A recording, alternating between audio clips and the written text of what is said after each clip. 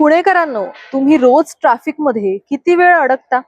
अलीकडच्या काही वर्षांमध्ये पुण्यातल्या प्रवासाचा वेळ वाढलाय ना. आणि आता हे एका प्रसिद्ध ट्रॅफिक इंडेक्सने सुद्धा सिद्ध केलेलं आहे. त्याही पुढे पुणे पोहोचलंय जगात टॉप 5 मध्ये, वाहतूक कोंडीच्या टॉप 5 शहरांमध्ये. कसं जाणून घेऊयात या व्हिडिओमधून. तर एक नेदरलँड मधली टॉमटॉम नावाची संस्था आहे. टॉमटॉम ही संस्था केवळ वाहतूक कोंडीचा सर्वे करणारीच संस्था नाहीये, तर जागतिक नकाशे, नॅव्हिगेशन आणि लोकेशन टेक्नॉलॉजीची कंपनी आहे.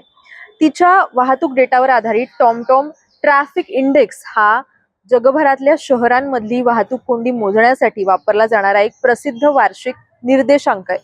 तर टॉमटॉमच्या 2025 ट्रॅफिक इंडेक्स नुसार पुणे हे जगातलं सर्वाधिक वाहतूक कोंडी असलेल्या शहरांमध्ये थेट 5व्या क्रमांकावर आहे.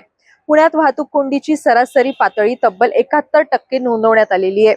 आणि यामुळे पुणेकरांचं वर्षभरात तब्बल 152 तास म्हणजे जवळपास 6 दिवस 8 तास वाहतुकीत वाया जातात.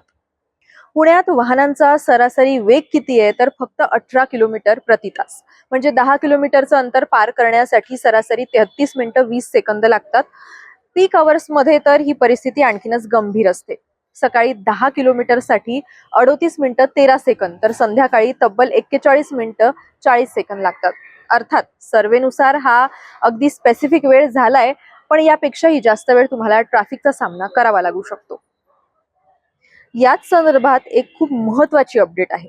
ती म्हणजे अशी की Mercedes Benz, Volkswagen, Skoda, Hyundai यांसारख्या जागतिक कंपन्यांमुळे पुण्यातल्या चाकण MIDC ची एक वेगळी ओळख आहे. पण इथले खड्डे आणि अभूतपूर्व वाहतूक कोंडी आणि होणारे अपघात हे रोजच झालंय.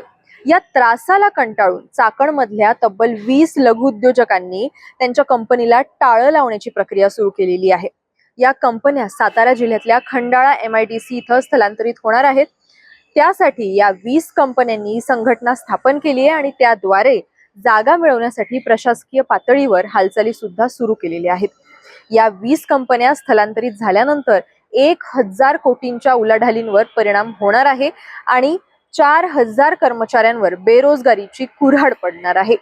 चाकण आणि परिसरातल्या अभूतपूर्व वाहतूक कोंडीतून सुटका होत नसल्यानं चाकण MIDC ला हा मोठा फटका बसायला आता सुरुवात झालेली आहे. टॉमटॉमच्या 2025 ट्रॅफिक इंडेक्स नुसार पुण्याची तुलना भारतातल्या इतर शहरांशी केली तर बंगळुरूने जागतिक क्रमवारीत दुसरं स्थान मिळवलं आहे. मुंबई 18व्या, नवी दिल्ली 23व्या, कोलकाता 29व्या, जयपूर 30व्या क्रमांकावर आहे.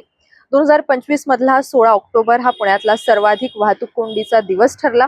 तर ऑगस्ट मध्ये वाहतूक कोंडीची पातळी तब्बल 79% पोहोचली.